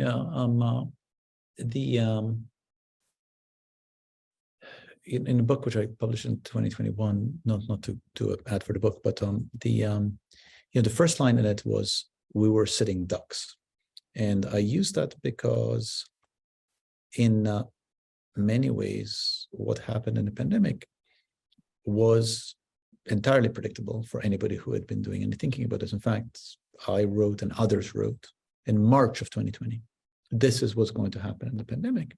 Not from a predictive modeling point of view, that all that's wrong, but fundamentally that this is going to, who it's going to affect. Because there was no mystery behind it. Like we knew that this was a disease that's going to affect people who were already vulnerable to health, as I showed in my data. And we know who people were who had disproportionate health burden. And that's exactly what happened. So, you know, what's if one wants to be frustrated, and I think there's plenty to be frustrated about, the pandemic came and exposed things that were there to be seen, and many had written about, many had spoken about for decades. That's frustrating.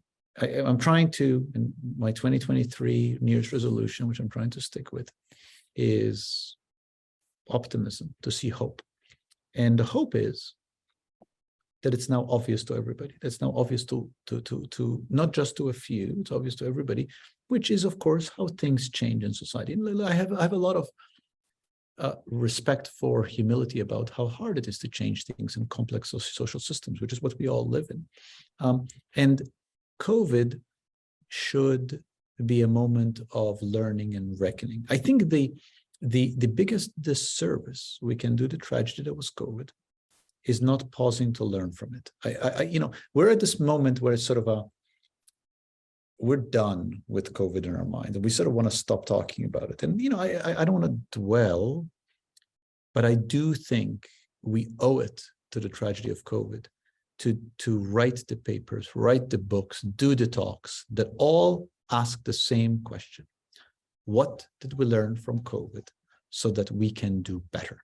And there is so much that needs to be learned that I think in many respects we can't do that enough. There are things we learned about the health system, things we've learned about how we structure public health structure. There are things we learn about our communication. All of these things we need to surface. They need to come out. They need so that we can do better. If we don't do that, right, it really is the tragedy.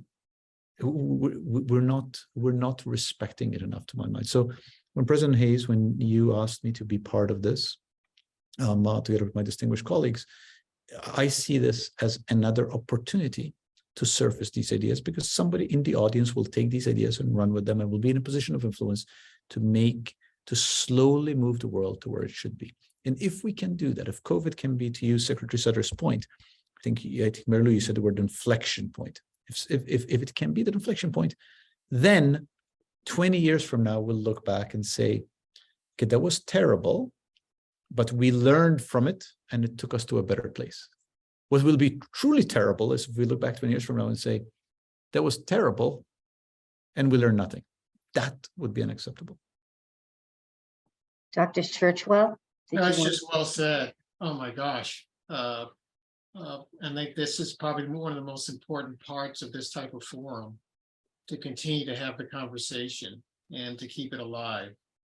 I think the key thing that I would just want to stress is that in our conversations, there is a tendency to have equity as something that it's important to talk about, but it becomes number 10 on the 10-point agenda. And so when that happens, we spend about the last 2 minutes of the conversation on equity, as opposed to what Secretary Sutters was describing. It should be number 1 or number 2 as part of our thinking, in order to keep it at the forefront of our decision-making and our thoughts around it, so that we learn something from what we're doing and we continue to advance the work moving forward. So that's just something I wanted to add to some great thoughts from my 2 colleagues. Katya, is there a question in the chat that we should share? Well, the speakers addressed some of them as they were speaking. Let's see. Dr. Churchwell, this is for you. Is the insurance industry involved with any of the initiatives for children's mental health in regard to payments for post-acute behavioral health? That's an important question. That is an ongoing discussion that is, I believe, moving in a positive direction. And it's really based upon an increased understanding of the need of the importance of the support from our colleagues in the insurance industry and its impact on our children and adults with these disorders. The previous history was one that it was underrepresented and underinvested in and not supported. I think that the dialogue has changed dramatically from that standpoint because it hits everybody. You know, we talk about how it's hit neighborhoods of color, how it's hit other neighborhoods, but the reality is it hits everybody. And in doing that, there's a increased understanding of the importance of it that I think is leading to a much better conversation regarding that. Thank you. How do the interventions of behavioral health impact nursing schools? You know, I don't, if I don't have the entire answer to that question, to be honest with you. Nursing schools have come back. I don't know if they ever left, but they've really come to the forefront in terms of the need of the workforce and the need for development of the workforce.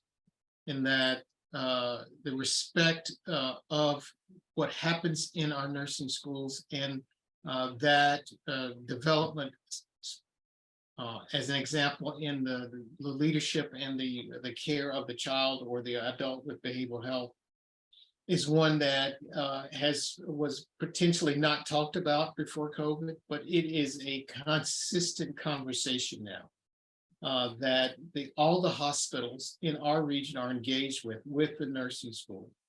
And it's not just an engagement, it is a discussion around support and development, which is a bit of a different conversation, but an important different conversation that I think will keep us in good stead. I think, so I'm gonna go back to one of the things I said, and, you know, I'm a product of people paying it forward by having both of my I was just fortunate, all 6 years of my undergraduate and graduate school was paid for. I had academic scholarships, which really created for me the space and the opportunity to work in the public sector without fear of, you know, making less money for, you know, and having to pay back loans. So I honestly think nursing, there's a number of professions where I've just become completely focused on advocating for paying for education. One is to really provide opportunities for individuals for whom the loans are just, you know, might be, but not really possible. And to really increase both the diversity and the equity of our workforce, and nursing and social work and a few other professions, given the high acuity of need, is a way to, one, what it says, we value you, we value the profession, and we want you to work in particular areas. And nursing is, I'm not saying it because Regis College has a great nursing program. I'm really saying it because it's such a high need, and we have to invest in the profession and people if we want a workforce that really reflects the Commonwealth of Massachusetts. So Mary Lou, here. you know, and I'm grateful to uh, the legislature. I'm grateful to the legislature for what they provided, Mhm. but really have also, like, yep, loan repayment first, right? That's one tool, but it can't be the only tool. Right. Really bring up. And Well, one of the things we're challenged with, Mary Lou, in Massachusetts right now is, and it's a sore spot for me, and it needs to be a whole nother conversation, but I agree with you. Unfortunately, the money that's being funneled to nursing education is all going to the public sector. And so there's a great deal of work on my end and others in the private sector saying that we have to do this, and have the solution has to be all of us together, not separating it out. And I think that's going to be something that you'll hear more about, is the importance of that, because we are in a crisis, and that post-COVID is a nursing crisis. And again, that's why I tout what they're doing at Children's to support nurses who are there and continue to educate them to really manage the changes that they've been faced with in the practice areas. But from the point of view of education, we are all ready to educate more. But the funding needs to go in both directions. Just add one thing, not directly to this question, but perhaps germane to the whole conversation, which is we are entering a period of, I think, real threat for the nursing and public health workforce. A paper just came out today, suggested that 57% of public health practitioners may end up leaving public health practice in the next 5 years through a combination of retirement and through essentially, feeling underpaid, undervalued, and et cetera. So I do think the next 5 years are going to be critical for us as a country in terms of our ability to keep and attract people who are going to be the backbone of future responses to future pandemics. Secretary Sutter said I sort of both want to lose the point, but not want to lose the point. Like, there will be another pandemic. It's sort of when Mary Lou said it, I'm like, but of course you're right. Of course you're completely correct. So it's sort of now is the time to make sure that we actually have a robust workforce to deal with that. And we are entering this period. Like, this is, as we exit COVID, this is when the exodus is going to happen. Like, we've had people in all these sectors who have been hanging there out of sense of duty, obligation, finishing the job. So the next 5 years are really going to be critical for how we as a Commonwealth and we as a country deal with these issues. So again, I'm putting it out in our space to try to label the key challenges we're facing. Are there any other questions in the chat, Katya? And then we can open it up to the audience. If people have questions, they should unmute and feel free to ask questions. Yes, Mary Lou mentioned creating career pipelines from high school. How do you see the AI technology impact their future job? That's a great question. But let me go back to a nurse. Let me roll this back a little bit. So both nursing, there's a lot of commonality between nursing and social work. We are fundamentally, and I say this with all love, right? We are apprenticeship programs, right? We are in classroom, as our doctors, we're in classroom And practice. and then we take what we learn into the field. And that, it served me well over many years and serves all the nurses who are here. And and there are countries who do this, right? They take certain professions to high schools and they start in the, again, I'm using the word apprenticeship program, but introducing students, high school students, to fields that they just might not have been exposed to. And so when I talk about this high school to work pipeline, it is about just reimagining opportunity. People say, oh, well, you go to a tech school, you go to a voc school, but there's a whole opportunity here. And I'm not an educator by any means, a stretch of the imagination, but of just opening up different ways of thinking about creating career paths. I mean, look at what Kevin's doing at Children's Hospital Boston with the behavioral health technician program. And many folks are like in this space. And I think we lose opportunity when we think you go from high school to voc or community college, and that's our career path in the United States. When many other countries have figured out different opportunities from high school. So I'm not going to address the AI directly, but we just have to think about this differently, because that is this opportunity. And, we have all these like little hybrid programs, like a little mentorship in the summer or whatever, but isn't there a way to take what, I'll use Kevin because he's here tonight, right? What Kevin sees as high need areas where he can't hire, and then take what the skills are and take it back, right, to high schools and introduce the concepts in high schools. And that's really what I'm talking about. And yes, I know we value people with bachelor's degrees and master's degrees and postgraduate degrees, but there's something about technical skills that I think we have lost in our country a bit. But let me turn it over to Kevin, who might have some different thinking about this. No, I think that the only thing I would add is around the utilization should be as an adjuvant for those individuals, right? For those workplaces and for those opportunities that our new workforce have. And that's what we'd first see AI to utilize, right? To free us up in terms of how we think about problems, how we go about tasks. I don't see it as taking over or replacing, right? Because that human interaction is so vitally important, especially in healthcare. But we're certainly thinking about it as that adjuvant that helps you do your work.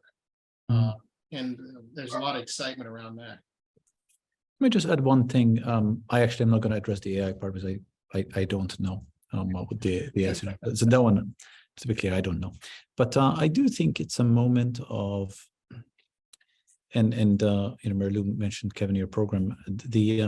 I think it's a moment which calls for innovation in pathways, educational pathways. See, I really do think that if we do this right, this could be an exciting, interesting moment. And one thing that we're doing is, we just launched this year. We are a private institution with, and I think we offer excellent MPH training. We train students in public health. But it's expensive. Our training is expensive. It is as that simple to do the full training we need to do. It's expensive. So this year we just launched a fully online, really at a third of the cost, MPH degree, full MPH degree that is intended to be accessible, to try to make MPH training available to people who otherwise could not access our sort of in residence MPH. And it is attracting a whole different type of student who normally would not have come to us. And this is just our effort. We just started this year. I really don't know if it's going to be a success or not. I don't know if it's the right path that we're creating, but this is sort of our trying to really sort of live the moment and try to experiment and launch something that is, it's difficult. It's a lot of work, but I think there is, it's a moment for those kind of experiments. It is a moment for trying these things that we may not have tried before the pandemic. Great. Any questions from the floor? Could I just Sharon? make a comment? Hi, I'm Sharon. I'm the Associate Dean for the Graduate Program here in Weston. Kind of to build on the pipeline piece of it is I am, thinking that how important the investment is within the hospitals or these other care environments to, move people up within the ranks within these facilities. So, if you have somebody, say, within the transport department that has all of a sudden an inkling to be a nurse or a nursing assistant and really take advantage of, fostering some of that education within the facilities that we have, and really allowing them to move up the ranks and kind of build, within themselves and invest in them as employees, I think is really important. It's well said, and a great opportunity. I think we need to take advantage of that, right? And sort of what's the path that we want to develop based upon that is going to be important. Donna Barry?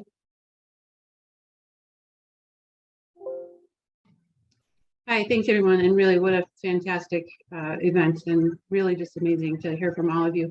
I wanted to ask about whether or not we can get nimble enough government agencies and legislatures, et cetera, to be able to match up Mary Lou Sutter's idea about having like free education with the high need we have now that Dr. Churchwell identified for getting behavioral health or mental health practitioners. Is there a way we can be nimble enough to get everybody to work together to obviously we need to increase all the workforce in healthcare, but, if we find one specific problem, can that, White House task force or something like that, help us really marshal resources for one specific problem? So I do think, again, just building on what happened in the past year, just in Massachusetts, where the legislature, it was primarily loan, it was loan forgiveness, and it was heavily earmarked, and I won't get into the detail of that. I actually was able to access some funds because I chaired the state's opioid remediation fund. So there were some titles that were like, again, people were trying to do the right thing and using federal dollars and whatever. So I was able to use some remediation funds to add to it. But it was loan forgiveness. But I do think people understood that was like a good step, but it was not enough. So I do think this year, if there was a concentrated and organized and coordinated voice, as we all know, right, around paying forward education in particular need areas, I think the legislature actually is open to that, because they very much understood that what they were doing in using some of these federal dollars was a stopgap, and in the best sense of the word, right, to open up the door. The challenge will be, as we always know when it comes to political advocacy, is, and we saw it in the pandemic, if you can't find common voice, all the voices, honestly, Mary Ann Hart can give this lecture much better than I can. They actually the voices cancel each other out, because it doesn't give our elected public officials the confidence that this is a good path forward. And again, I think Mary Ann Hart can give this talk much better than I can, but that's just one of the realities. So, and I think nursing is everyone would agree there needs to be a different pipeline on nursing and paying forward, particularly if you agree to work in, certain sectors for a certain period of time. I think people would get behind, but it's got to be, that's where I went back on the comment I made about messaging quickly. Was early in the pandemic, and I think Sandro and Kevin will agree with me, because there was just there's so much noise. It creates such a vacuum where people wanted information. And as Sandro said, just to stay in public and say, we don't know, right? The uncertainty would have, I think, been a better thing to do than saying, no, we're going to do this or that or whatever. So I actually believe that there is an opportunity on paying it forward, and paying for education, and paying for paid internships, frankly. But it will take some political work and to get it over the hump. I have a comment that I'd like to make. First off, I want to thank the speakers. They're just fantastic presentations. Really got us thinking about a lot of things. One of the things that has really held back nursing, and I think probably the same is true of medicine. In nursing, we don't have enough preceptors to take our students. Nursing does not have, a source of funding for residency programs. And in terms of medicine, we need physicians as we need nurses, but we don't have enough funded residency slots to get there. So those are a couple of big workforce issues.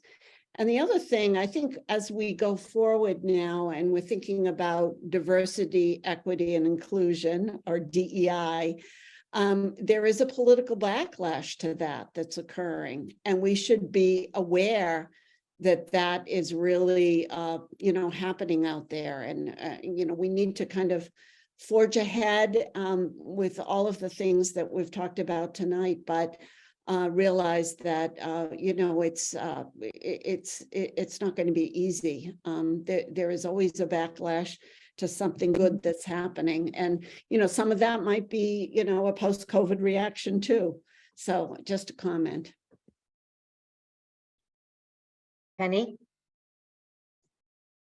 I am just about ready to explode because there's just so much to say. I could ask questions for the next half hour, but I know we don't have that time. But I did have a couple of comments and then one question. One is that this really the presentation opened my eyes. I mean, I'm clearly one of those that was over 65 and thought we were really, in a very difficult position and had no clue really about how bad the behavioral health was for adolescents. I just had no clue about that as a consequence of all of this. I also, didn't stop to think about the public health and that where we are now is such a function of where we were before this hit and how much we have to do. I also wanted to point out that I remember when my son was in school that one of the most important persons who picked up on the fact that he was having some issues was his teacher. And, at that time, the teacher would recommend and, talk to the parents, whatever, and it was amazing. So I think if we capitalize on all the resources we have, that I'm more optimistic now than when I first started this session. And my last thing is I'm wondering if each one of you, and not to put you on the spot, but knowing who we have in the audience, if you had your one choice about how the different people in the audience what would be the one thing they could do right now to sort of advocate for the change that's necessary, or even just the smallest thing that we could do? Kevin? Take the opportunity to learn more. To learn more about that specific topic that intrigued you tonight, that sort of lit a fire. And learn more about it and know that there are resources and individuals that want to help you learn more about it and be part of the change. So taking that opportunity is something I would encourage everybody. Mary Lou? It's sort of what I was saying in the very beginning on the theme that COVID provided an inflection point to not accept the status quo. And whatever that issue is for you individually is to channel that into something positive. Because for each of us, I think people are really, and I hate to be a clinical social worker, everyone is still processing this. And for me to say, do this one thing would, I think, diminish the emotional impact this is having for folks, but to not lose this as an opportunity for some fundamental change. And for me, it really is about centering equity. And despite the backlash, and there's always backlash when you're doing something positive, but it is about centering equity in everything that we do. Sandro? Yeah, I really have long subscribed to the idea that ideas change slowly and collectively in society, but when they do change, it's very powerful. So my ask of everybody in the audience is to take the next time you're with 10 people over dinner and actually run them through the thesis of this session. And, we have 100 people in the audience, that's 10 people each. That's, that's going to get us to 1,000 people. And then you challenge them to do it to 10 people. So that's my challenge to everybody in the audience. Disseminate. Get the word out. Tell the story. Tell the story. Mhm. Tell, Penny? if people like the soccer metaphor, tell the soccer metaphor, 10 people, tell them to tell 10 people. Yeah. And if, some of those people will be part of the change. Mhm. Penny, I'm going to pass it to you now. All right, I just really want to thank you. First of all, I really want to thank Mary Ann Hart, because she's the one that knew who to ask for this presentation, and she did an amazing job in getting the speakers that were of such a caliber that we could really draw from and learn from, and it was just amazing. And I think on behalf of everybody, I really want to thank you for doing this. It's very much appreciated, and I really believe that people will walk away from this and be able to activate on the issue of change. So, and thank you so much. And right now, our speakers are free to go. And we will put up in the chat the link to the evaluation, and for people to make sure they fill that out. And thank you all so much, and Harvard Pilgrim Health for the sponsorship of this as well. Thank you.